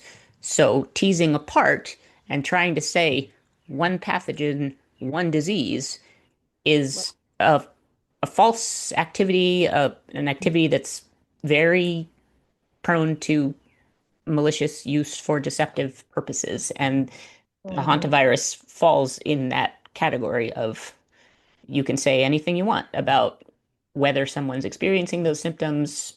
You don't know, you can't say in any conclusive, evidence supported way what the single cause of it was or may have been, Right. or what the course of the disease is going to be until they recover. Right. right? I mean, and people, that's another telltale sign that people should look, well, what are the symptoms of hantavirus? They sound very familiar. They sound like any number of other things. It's almost laughable. So we have a list here of recommendations for how we would say that people should respond to outbreak break theater. The first thing is just to not be afraid, because that's what they're trying to get us to be afraid. Actually, my hairdresser last week said to me, like, "Have you heard about the hantavirus cruise?" I said, "Yeah, it's another hoax. Just don't even pay attention to it." But she's like, "Okay, good." Like our propensity is to be afraid, right? And to follow these things that they're telling us to be afraid of. So that's number one. Don't be afraid. Um, don't participate in the theater, read, listen, or watch the what we're calling advertisements, performances, reports, or reviews by taking them seriously. The way we see it, you have at least three options, and these are options that I often have to weigh for myself in deciding how and even whether to respond. I mean, both with in my personal or private life, and then as I write publicly. You can ignore it, just don't give it airtime. Starve the beast. You can make fun of it. I've seen some pretty hilarious hantavirus cruise memes that friends have sent me that I really do appreciate it. So deride it, or you can try to educate others about what's going on. And so with hantavirus, I decided to write a couple articles about it just to point out the absurdity. With the constructed Ebola event that's going on, I started to write something this weekend. I'm like, you know what? No, I don't even know that I want to give this one airtime. I just want to ignore it. So there's not necessarily a right or wrong for it's going to be different for each person, but not taking them seriously, I think, is the key. Um, don't isolate, don't change your routines, don't avoid special events or travel plans because of something that they tell you is on there. Oh, the bird flu is circulating. Do not let that govern what you do. This is a hard one for me. Don't get into fights about outbreak theater with family and friends. I've tried to learn which events to avoid discussing with family and friends, or went out with some friends this weekend, and actually it wasn't even the hantavirus thing, it was 9/11. We kind of started talking about it, and I said to my one friend who used to be a pilot, I'm like, so 9/11, is that something that you're okay with talking about? And he's like, no, not really. I'm like, okay, fine. We just moved on to a different topic. So I mean, keeping things light and trying to respect people's boundaries, I think is a good thing. Don't mask, don't take the tests. You don't need these diagnostic tests. They're using them just to report this data, and which ultimately gets used to conduct the theater. Contact tracing, any other kind of surveillance, buying into what they're telling you about a certain drug or vaccine that you need in order to treat or prevent these things is something that you should avoid. When you get sick, do what people have always done: rest, plenty of fluids, get a hug, be patient, and let it run its course. Ginger ale and crackers, that's my kids, what they always want. I don't know about what your kids wanted, Catherine, but ginger ale and crackers makes everybody feel better for some reason. I don't know why that is, but Yep. anything else to emphasize or add? Um, no, well, I was going to say, I think I'm the one that put in don't get into fights about outbreak theater. And I do think that that's I useful to like, because Yeah, I try very much not to get into fights or even to bring it up. yeah. But I then like in to the next slide, we're going to say something about, well, I might just go there. That one of the things the system is designed to do is to make it harder for people to discuss things carefully with other people and to realize that many people are seeing the same absurd, nonsensical, foundationless things from different vantage points. So if you do see opportunities to talk about it with people in a way that's not going to go past their boundaries or like put yourself in like a triggered, overwhelmed state of mind, then I do think it's good, and both of us have said this, and that to discuss things carefully with other people because it is the way that humans make sense of being social creatures who live in societies and are trying to navigate them. And so while you're discussing them, if you do get opportunities, which is rare and difficult to find those opportunities, understand that the information that's being provided by the government and by the corporations, the drug companies, and by the media sources is often, most of it, on these topics, absurd, nonsensical, and foundationless. And it's also absurd on other topics. This is the topic that I focus on. So I'm also skeptical of what they say about everything now, but this is the one in which I have the most detail about how what they're saying is absurd. Yeah. Well, and then you can use, I mean, from a learning perspective, then you use and you transfer it to new situations that you're encountered with or past events that you look back at. Yeah. Right? I mean, that's what you're able to do after you've seen it once and okay, now fool me once, shame on me, fool me twice. Or excuse me, shame on you and then shame on me. Um, you can find our work if you're watching or listening to this. There's two places where or one place per person where we house our work. I'm at woodhouse76.com. I'm still working on transferring my content from Substack onto that and to organizing it. First in a way that makes sense to me, confession. I first organize things in a way where I can find them and then hopefully index them in the way where other people can find them. I think there's something like 450 or 500 articles or so that I have there. And then Katherine, you are at I am at Bailiwick News Archives, .wordpress.com. That's a site that I had actually set up before. I founded the Bailiwick News site originally on WordPress in 2016, and I was doing mostly local investigative reporting in the county where I live. And then I converted it to talk about and write about COVID events in 2020. Then I shifted over to Substack in 2021, and now my stuff is back archived at WordPress. My material is in the form of collected PDF collections of things. There's some collections that are just chronological, like by year, and that's much more voluminous. And then I've separated out by topic for subject area collections that are probably easier to read and understand because they're focused on particular subtopics. Mhm. Yeah, so that's where my work is. And then this conversation, we have recorded it and it will be posted on I have a YouTube, a very small YouTube channel where I just keep stuff from the past for archival purposes. That address is right there. And then Katherine, you're on Rumble. So we'll post it on both places and then notify the readers of our respective publications where they can find that. Yep. All right. Well, thank you so much for inviting me to this conversation. I found it really useful for us to Yes, it talk was to. definitely useful. Yeah. Thank you for saying, yeah, let's do this. Yeah, let's do this. And we hope other people will find it useful too. They can listen to it on high speed if they need to get through it faster. Great. And hopefully we'll have a transcript or something too, at least a rough one that we can share with people. So.